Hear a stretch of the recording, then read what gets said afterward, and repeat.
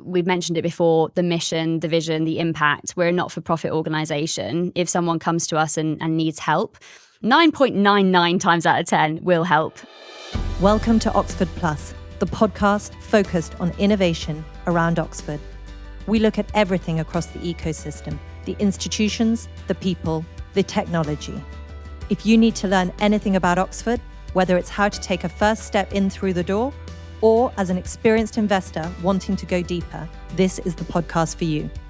Oxfordshire has quietly become one of the UK's most important regions for climate innovation, bringing together science, startups, investors, and local institutions to tackle some of the hardest challenges of the net zero transition.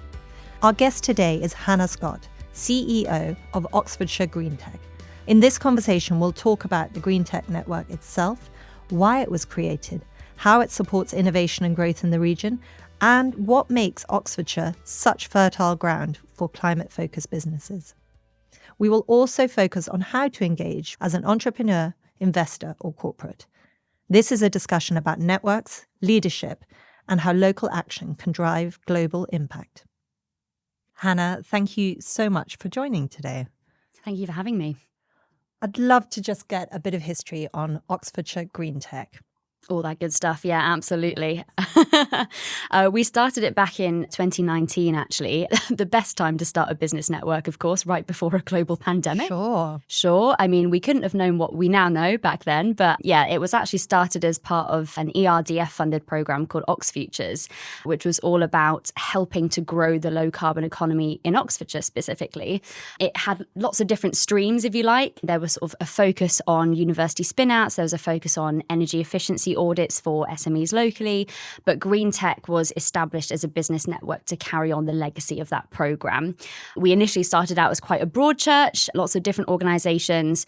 We sort of were co-founded in partnership with Cambridge Cleantech, who is a very similar organisation to ourselves. And so they sort of helped us build up our following in Oxfordshire, if you like. And now we are very much more focused on climate tech innovation in particular, because we have seen that there's this real gap of support needed for this sector and also a ton of opportunity for this space. And we just see the climate tech ecosystem building and building over time. And we exist, therefore, to support that and to turn that into a world-leading ecosystem that produces world-leading solutions to the climate crisis.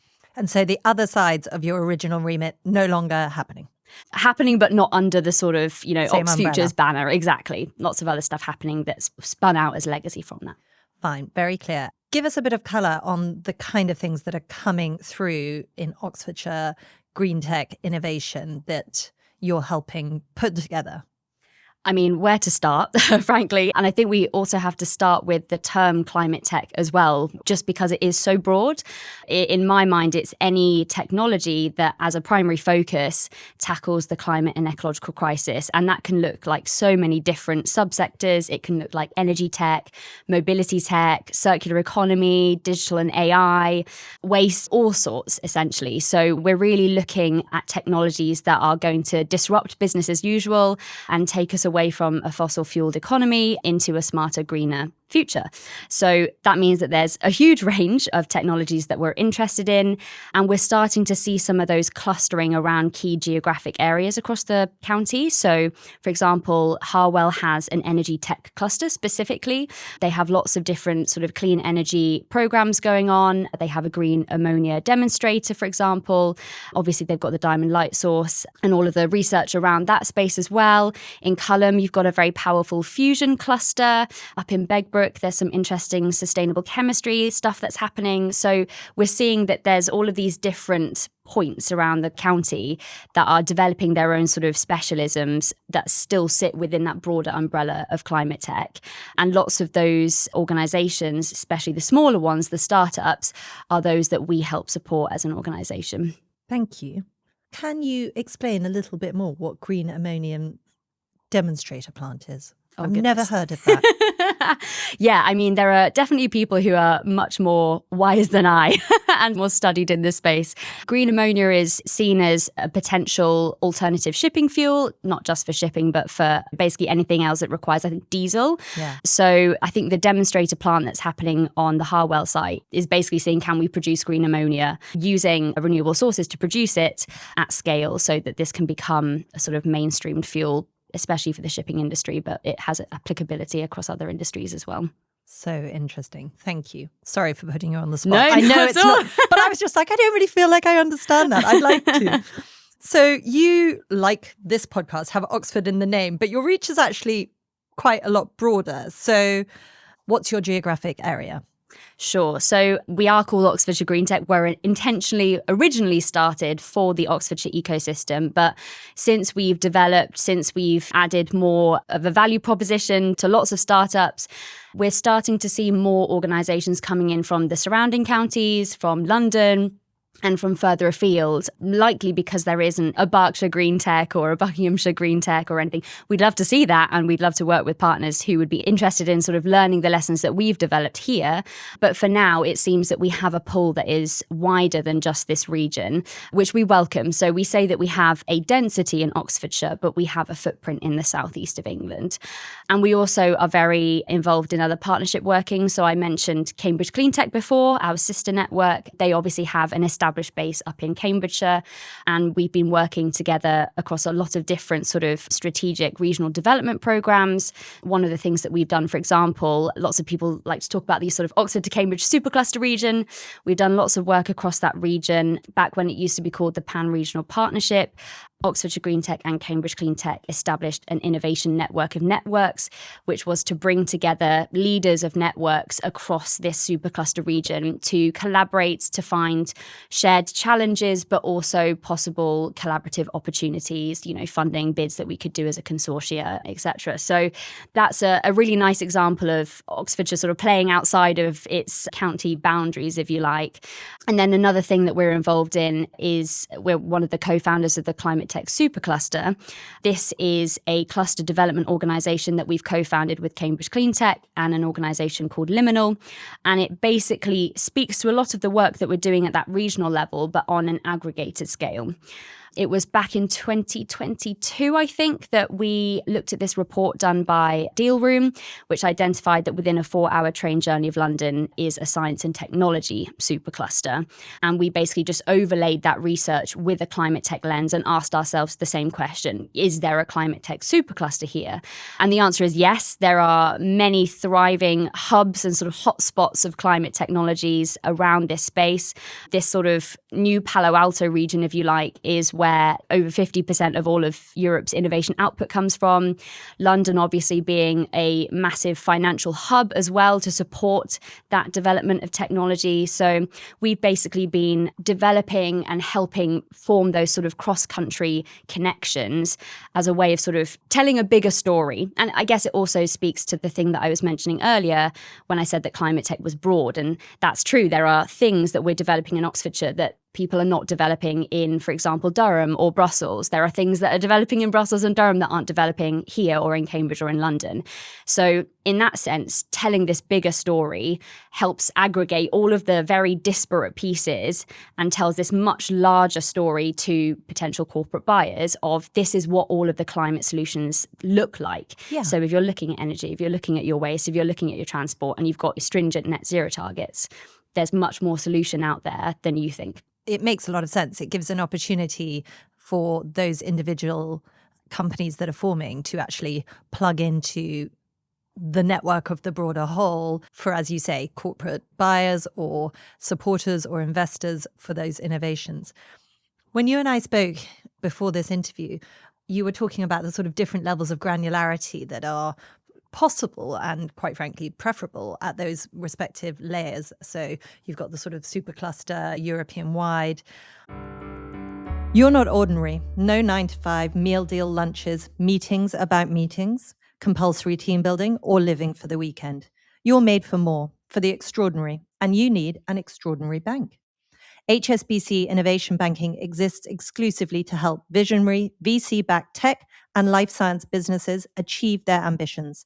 From pre-seed to IPO, unicorn and beyond, they provide custom solutions co-created by actual industry experts to help you scale, delivered by a dedicated team you can call whenever you need to. I'd love to know a bit about, on the day-to-day, what some pieces of work you've done at those different layers are, because I think it's really helpful to get a sense. And so maybe if we start at the top layer and go down. So part of our program that we've developed is this acknowledgement that even though London is this hub, it shouldn't be where we concentrate all of the activity. So we have 3 major supercluster events per year, and those happen in Amsterdam, London, and in Paris. So we're trying to bring together different collections of people across this space that we're interested in at each of those events. And at each of those events, there will be your normal pitching opportunities and reverse pitching from corporates, keynote speeches about the state of climate tech and climate tech investment. At the most recent one that we had back in November in Paris, we were at Capgemini's offices, and we did much more of a sort of hands-on, almost like a hackathon of different challenge statements, thinking about project finance, for example, and the valley of death and sort of other things that plague the sort of innovation ecosystem, but working together intensely in small groups, which you don't often find at conferences. It's often very top-down and sort of you will be spoken at and you will absorb, but you will not participate. So that was really interesting. And we also ran an accelerator program for startups who are in the industrial decarbonisation space. And that was for about 13 organisations, again, pulled from all over North Europe, had an intense immersion course at the beginning in Cambridge, where I think CISL and other sort of key institutions in the Cambridge ecosystem lent their support, and then it was sort of a hybrid from then on. But we're hoping to do that again and also build out, more of the different activities that we can across this space. So that's supercluster level. More to come. Can't talk about it right now. Wish I could, but more to come on that front. And then the next layer. So, what are you doing at the sort of cross-regional? You've spoken a lot already about working closely with Cambridgeshire Greentech. How does that work on a day-to-day level? What's the things that you're focused on together? And how might somebody that's considering membership with you think about that functionality and what they're going to access? Absolutely. So at the moment, a lot of our focus together is on that sort of supercluster piece, because that's kind of like the big goal, if you like. But it's certainly something that requires a lot of strategic thinking, shall we say. But if you're a member of Oxfordshire Greentech, you're also by proxy a member of Cambridge Cleantech. So we're trying to make sure that our two communities mix and match better. And that is something that we're planning on doing, especially this year. We're hoping to develop something that we're calling Greentech Masterclass. And that's going to be about bringing in those founders who have traversed that horrifying valley of death. They've won, they've overcome that really tricky initial challenge, and they're flying, they're commercialized, they've got customers, paying customers, etc. The dream, and they have lots of lessons to share, and they have lots of stories and pitfalls that they can help others avoid. It's in all of our interests to sort of bring them back into our community and to quiz them essentially on how they got there. And so we're going to set up a series of events where we will be enabling those companies to have a platform. And I can use this platform to sort of call to action. If that is you as a founder and you do want to sort of give back to this community in some way, we'd love to have you speaking at one of our events. And we're hoping that that can also be a space where Cambridge Cleantech members can come as well and cross-pollinate. But we're always working on how to better establish a good relationship between our two networks, because what we're doing is so similar in many ways. It's identifying those innovative startups. It's connecting them with the right people, the scaling partners, the investors, the supportive ecosystem. It's giving them visibility, it's giving them a platform. And frankly, when we say, oh, we have a sister network in Cambridge, people are often pleasantly surprised. They'll be like, oh, you're working with Cambridge, are you? You're working with them, not against them. You're not competing with them. It's very funny. I've just written on my notes while you said that, non-competitive, ? How unusual. Because it is a bit of a ridiculous one, but I wonder if that's also partly to do with the fact that what you're doing is so mission focused, and therefore obviously commercial success is a huge part of what will make that mission a success. Mm-hmm. But I imagine that a lot of yourself, the employees of this, are motivated by a bigger goal that naturally lends itself towards being more collaborative. Yes, I think so. And I think the word that we use is co-opetition. So that sense of we're not running a charity or a social enterprise per se, like there is some sort of commercial drive behind what we're doing and what our members are doing more specifically.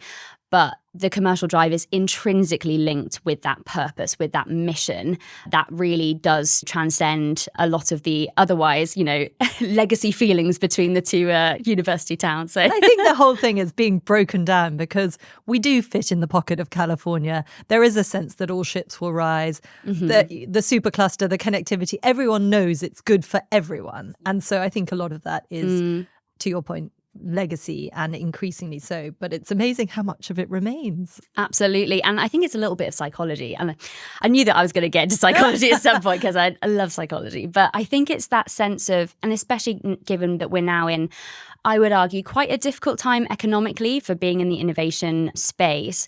I think there's that sense of scarcity mindset where there's not that much to go around. So it's a bit of an elbows out time. It's a bit of a, okay, well, actually, I was going to collaborate with you, but there's not enough for me. So I'm going to shut down that relationship.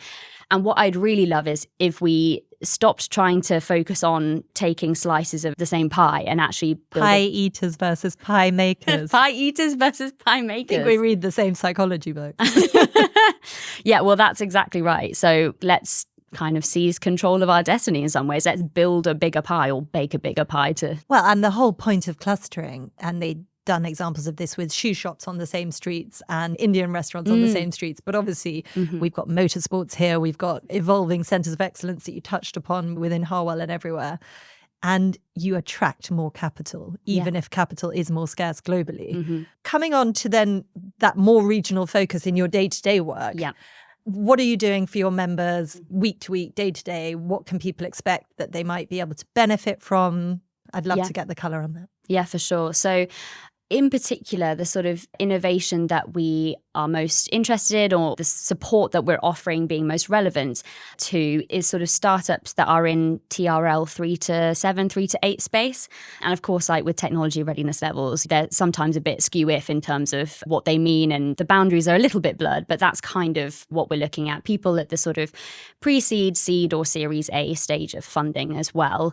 Those are the people that we can best help.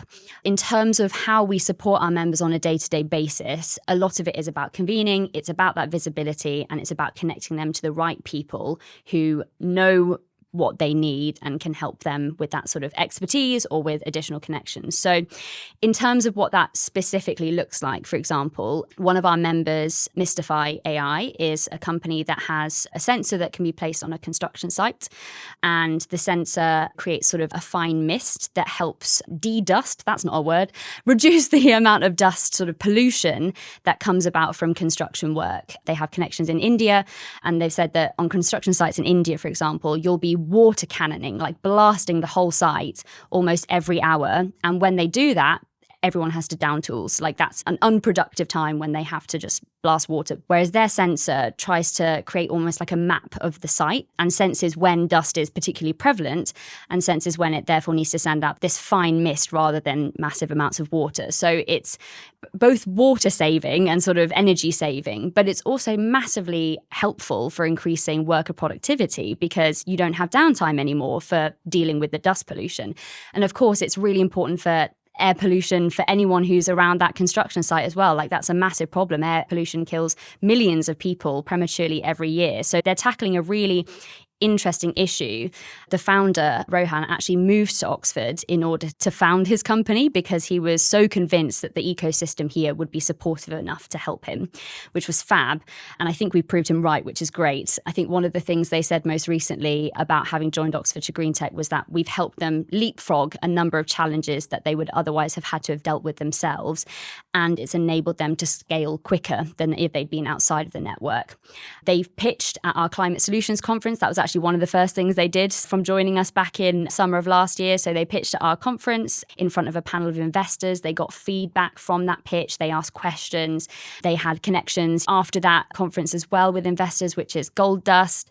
We helped them and recommended them for a Chinese accelerator program as well. So they had the chance to go over to China fully funded and sort of visit major sort of scientific sites and meet people who, again, might be interested in their technology and interested in helping it scale. We also run an annual PR accelerator program for 2 of our members each year, and that's in partnership with our PR agency partner, Mixology. And they basically every year offer 2 companies £15,000 worth of free PR support. And those companies that have been on that accelerator have had, 20 plus pieces of media coverage. Sometimes that media coverage has enabled them to be reached out to by a major international corporation, and then MOUs have been signed as a result. So visibility matters, and that's kind of what a lot of what we do comes down to. It's you need that support, but you also need visibility. You need a platform for the solution that you're developing. Otherwise, you'll be lost in the noise. So that's been incredibly useful, I think, not just for Mystify, but for the other people who have participated. We've also introduced them to sort of local government and house builders, people who have that interest in the sort of air pollution space, and we're helping them with their first raise at the moment as well, connecting them to possible investor partners as part of the Innovate UK partnership program. So, yeah. As a layperson, hearing you describe that, it makes complete sense, as great ideas often do and innovations, but I would have had no idea that was affecting productivity on building sites so much. Right. Same with like tyre wear. Did you know that tyres wearing down produce a load of carbon emissions?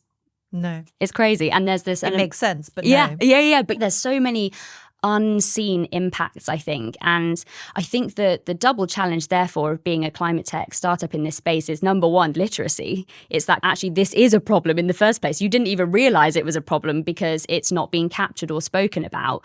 It's not been factored into a company's carbon budgets, for example, if they have a fleet of vehicles where their tyres are all producing this emissions, essentially. So the first part is that literacy piece. It's that there is a problem. And then you have to be like, and this is why we're a good solution to said problem. And this is why we're a cost-effective solution to said problem. So yeah, it's an uphill battle, but it's a worthy one to fight. Absolutely. Whether you're a founder, a scale-up, or an established technology business, success takes more than good numbers and a great idea. It takes the right partner working alongside you. That's why so many Oxfordshire businesses turn to James Cooper Creston. For over 20 years, they've been a respected and trusted part of the Oxfordshire ecosystem, supporting organisations with tailored, forward-thinking advisory, accountancy and taxation services, plus a range of other specialist support covering audit, payroll, corporate finance, business planning, and more to support throughout the entire life cycle of a business. What makes them different? They take time to understand your journey, your goals, and the story behind your numbers, offering clarity, insight, and informed practical guidance exactly when you need it. And with the reach of Creston Global, they'll help you connect with the right opportunities locally, nationally, and internationally, so that your business can grow, thrive, and truly maximize its potential. To find out how James Cooper Creston can support your next stage of growth, visit jamescoopercreston.co.uk. And it's interesting, again, hearing you talk about the kind of the education, the PR, because it's really obvious that any company needs this and needs to put themselves forward. It's very time consuming and potentially completely outside of the experience, expertise, capability, and quite frankly, in some cases, comfort zone of people that are amazing innovators and founders. It's tricky because it's real chicken and egg often. You know, you're too small to hire somebody to do that, but you need it at that nascent stage. And so I love that that's part of what you're offering members there. Absolutely. And I would say something as well is that we also have a monthly online meeting just for members called Greentech Connect. And at each of those sessions, a startup will get to have a spotlight on them for 5 minutes or so. People will ask them questions. They'll suggest ways that they can support them. The startup will present 3 needs, if you like, at the end of that presentation. So there'll be this very interactive sense of the members are trying to help other members. We've got quite a few professional services organisations in the network as well who have been deeply involved in the innovation ecosystem for a while and therefore know all of the legal challenges, the financial forecasting challenges, the structuring challenges. And one of those key members, for example, for us is Mishkonda Raya. Like, they've been with us for a really long time and they've done fantastic work, especially in that structuring phase. Like, how do you scale effectively? What are the sort of legal pitfalls to be aware of? And again, it's so expensive to pay for those things, but the long-term investment for those service providers, hopefully in these successful companies coming through, is really self-evident. The peer group thing is so important. I was part of a think tank board for a long time in my previous industry area, boutique asset managers, and we had so many groups for the COOs, the marketeers, the finance people, and of course the fund managers themselves. And those conversations between peers are so valuable because it's effectively a sort of, here's a problem, what are you guys doing? There's a regulatory change coming up. How have you found out about it? How's it impacting your business? Even more so, I should imagine, in the area of evolving green tech. You've spoken about a lot of what you offer there. You've also mentioned in passing some of the key events that you host each year. Please, can you go into a bit more detail of those and what their respective focus is? Absolutely. So yeah, we have events in multiple different sizes, if you like, and with multiple different aims. I've mentioned the Green Tech Connect meetings. Those are the monthly meetings just for our members. But then we do also have quarterly in-person meetings. For example, we had a networking meeting fairly recently at the BIPC in the Westgate Library. Amazing space. They lit it all up in green lights, especially sort of aligned with our brand, which I thought was brilliant. So Ryan Johnson, a fantastic person for anyone in the startup community to know. He just convenes a wonderful startup huddle every month. But we were there for our event and we had a panel discussion about, could Oxfordshire rival Silicon Valley? Do we even want to, or do we want to set our own path and create our own sense of what an innovative ecosystem looks like? And that was a really interesting discussion. Where did you land on that? Wonderfully, our panelists disagreed, which I think is great because you do need disagreement to make it interesting. The entrepreneur in residence currently at OSE said, yes, we should absolutely try. And then other people on the panel said, no, actually. And this is where the sort of equity question comes into the equation, is that people were like, well, yeah, Silicon Valley is amazing in loads of ways. It's delivered tech giants and generated a huge amount of prosperity. But for who? Is it for everyone? And I think there's that real sense now that I'm getting, and especially with the launch of Equinox, for example, there's a sense within the innovation community that perhaps at the moment, innovation doesn't work for everyone. And there are communities that live close by to lab spaces and science parks who maybe don't see the benefit of what happens behind those walls. And I know that lots of people in this space are actively trying to work on that and to try and think about, okay, what does community building look like? What does being a good neighbour look like? And actually, this leads me on wonderfully to talk about an upcoming event that we have, which we're running at the Oxford North Innovation District. And of course, that's Oxford's newest and best connected district. They have 1 million square foot of sort of lab and office space, and that's going to be a real hub for innovation and STEM research.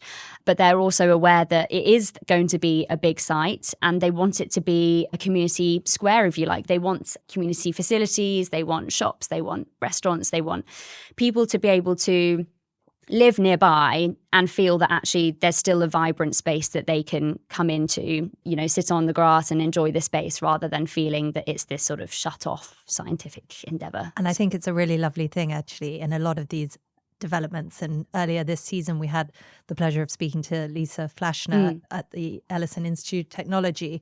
And they're very mindful of the same forces, which is that all these new developments are trying to have more public space, to be more open, to benefit the surrounding communities. And indeed, so is the university with its new buildings, the Schwarzman Centre for Humanities, the Life and Mind Building. Also, when we spoke to Anna Strongman, who's the CEO of Oxford University Developments, that's a huge passion area for her and speaks to her experience professionally. So I think with all new developments, everyone's mindful of making them feel more open, less intimidating, and to the benefit of everyone. And actually, again, going back to the Ellison Institute, they were saying they're going to create 5,000 jobs. And of course, that's going to include non-scientists within that. So I think everyone is mindful of it, and the rest of us watch and hope it's a huge success. Right? Yeah, absolutely. And I think if we can do it, here in Oxfordshire will set a real blueprint for the rest of the world, for other regions and countries who equally want a slice of the climate technology pie, but want to make sure that they do it in a sustainable and equitable way. So we have our Access to Finance conference happening on the 12th of March. That's been an event that we've been running for the past 6 years now. So there's a lot of momentum behind it, and it's now become one of our flagship events for the year, where we're bringing together the innovators with investors. Everyone needs investment right now, more than ever.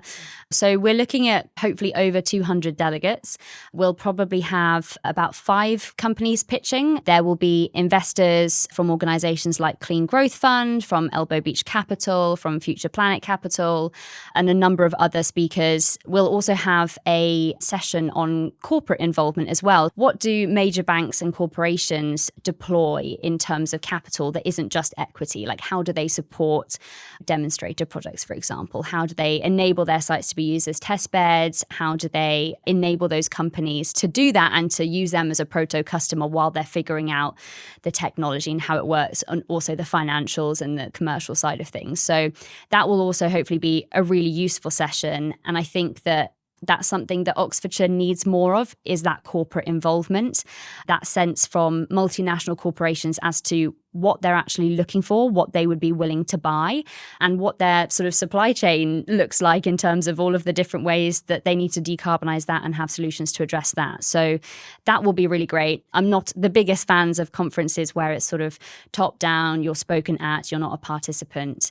So in that sense, yes, we will have panel discussions, yes, we'll have presentations and pitching, but we will also be ending the conference with speed dating, which is something that we did when we first launched this series of conferences back in 2019, and we are bringing back again this year.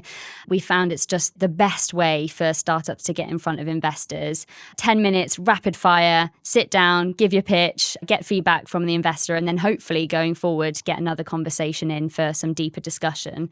But that should be really good. And there'll also be an exhibition space as well. So again, if people are interested in having their brand associated with this conference, we'd be really interested to see people there. I really like ending with speed dating for 2 reasons. One, very clever. People will stay till the end of the event. But also, I think that, again, talking about the skills that people have, so often the people that are best at pushing themselves forward, or they find that they're very confident in those, almost like a drinks party scenario, end up being the ones that do well at a conference. And I like that you've slightly taken away the chance or the bias towards that by setting it up as a formal thing, because then everyone gets a chance. And actually, so often the people that might not be the ones so good at pushing themselves forward, when you actually get that moment with them, you go, oh my goodness, this is so interesting. And I'm so pleased I chatted to you. And so I love that you're facilitating that at the end of the conference. We've done similar sort of tinkering with networking before. So the one that I mentioned at the BIPC last year, we have a sort of session of structured networking after the panel discussion, where we asked people to get into pairs, ideally with someone that they hadn't met before. And then they had 10 minutes with that person, and then their pair would go find another pair, and then they would talk as a 4 on a sort of topic that we prompted for discussion. And that way you don't have any of the, oh gosh, people are already standing in circles, I can't shove in now, they're like deep in a conversation, that'd be so awkward. I'll just hang out on the side of the room awkwardly, or I'll just spend the whole evening with one person. I do this a lot. I'll like find one person, I'm like, oh my gosh, I really like you and I don't want to talk to anyone else because I'm afraid. Yeah, it's easy and it to really do. helps to just get you out of that and get you talking to 3 other people, guaranteed, with no stress on your part. So yeah. It's a skill. Actually, my father is great at it. He'll like come and pick me up somewhere and be like, you must speak to this person, Susannah. And, it's useful. That's he's a really useful thing. No, Yeah. I mean, I don't know how he does it. I always feel like I'm being rude as well if I try and gosh, me leave. too. I haven't worked out the elegant exit. So yeah, I sympathise, and I'm glad you're putting structure around it. And I know you've got another event that is further into the year, but what's that one focused on? Yes, so that is our Climate Solutions Conference. Again, briefly mentioned that earlier. That will be happening in June time, venue TBC, but it will be hopefully in one of the large and historic and beautiful buildings in Oxford, of which we have many. So that will be a broader conference in scope in many ways, because on one side, we will have that sort of climate tech innovation space. So again, pitching, panel discussions. But on the other side, we can't talk about climate solutions without thinking about the sort of policy angle or the local community angle or the SME community that isn't just solely in the climate tech space. And so the other half of the conference is dedicated to that sort of almost bigger regional strategic lens of what is Oxfordshire County Council doing? What are the district councils? How are they working in tandem with the private sector to make great leaps forward on net zero and sustainability? So we've had presentations before from people developing heat networks for the centre of the city and elsewhere. We've had presentations from Blenheim Palace, for example, talking about all of the different ways that they're taking on board sustainability and data and sort of integrating them into a really smart way of monitoring and lowering their energy emissions, making sure that waste food gets recycled into a product that they can use to grow more food. And there's just so much happening at Blenheim and loads of other places around the county that it would be remiss not to focus on when we're looking at climate solutions with that broader lens. So that will also be a really exciting conference and hopefully very inspiring. That is the feedback that we've had from the last 2 years. So that sounds great. Just going back to something you touched upon there with the council, do you help members ever with sort of procurement processes and things in that? Because it's an area that I think the UK comes in for quite a lot of criticism, which is that we've got this really big kind of NHS and then also the councils and things, but the procurement processes can be really difficult for small companies. And so there's this difficulty of the government wants to encourage these, but then the processes that government agencies have are very stringent. So we do a lot of connecting between startups and local government, but it more tends to be between their economic development teams or their sustainability teams, or perhaps if you're the county, their innovation team, because they have an innovation team specifically. So less working with the procurement team and more with the people who are interested in the sort of climate applications of what's being suggested. I think that's a really interesting area of future work, though, because as you say, it is a difficult process to get through, especially if you're small, you're under-resourced. I mean, like filling out grant applications is one thing as well. So like there's lots of things that as a potentially technical founder who has a PhD, you're brilliant, you're amazing, but you haven't experienced all of these very bureaucratic processes, you might need someone to handhold. So I think that's definitely something for us to take away and see what we can do with that. Because we know from speaking to the county and the city councils, they've been long-term members of the network, that they are interested in the solutions being developed by members of our network. The county council has said that it wants Oxfordshire to go beyond net zero. So very much that level of ambition, stepping up above and beyond. And one of the solution area types that they're looking at is biochar. Well, we have a member who's in the biochar space. They're called Capchar. They actually were also on the PR Accelerator program. They were featured on BBC's Panorama. They're brilliant. What do they do? Oh my goodness, now you're testing me. They have a pyrolysis plant that basically farmers might have waste biomass on their land. That biomass can go into the plant that they have on site. That turns into sort of biochar pellets, and those can be utilised in agricultural purposes, fertilising the land, etc. And farmers get to sell those as carbon credits to local companies. So that's really of interest to local authorities because they would much rather do what's called like area-based insetting. So Oxfordshire being your area, and then insetting meaning that you're paying money to have carbon removed, but it's not being removed by trees in the Amazon. So that's really interesting to Oxfordshire County Council, and we've helped them make that connection, Capchar and Oxfordshire County Council. But I haven't personally talked to the procurement team and seen what the challenges there might be. So if somebody listening thinks that they're going to be really great on the procurement side, maybe they should send you their CV.